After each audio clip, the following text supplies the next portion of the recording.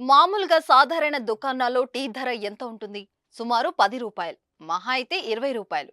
కానీ అయోధ్యలో టీ ధరలు మాత్రం ఆకాశనంటుతున్నాయి. జనవరి 22న అయోధ్యలో రామ మందిర ప్రారంభోత్సవం జరగగా ప్రాణ ప్రతిష్ఠ తర్వాత రోజులు భక్తులకు దర్శన భాగ్యం కల్పించారు.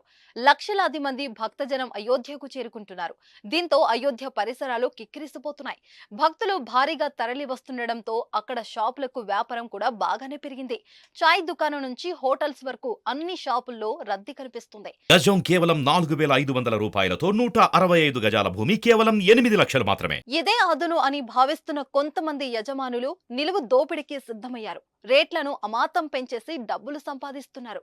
తాజాగా అయోధ్యకు వెళ్లిన భక్తులు ఓ సాధారణ రెస్టారెంట్లోని టీ ధరను చూసి షాక్ అయ్యారు.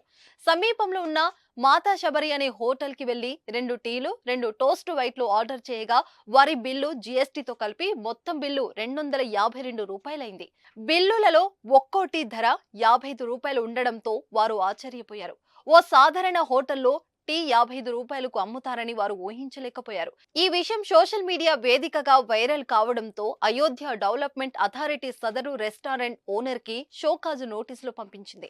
3 రోజుల్లోగా ఈ ఘటనపై వివరణ ఇవ్వాలని రెస్టారెంట్ కు ఆదేశాలు జారీ చేసింది.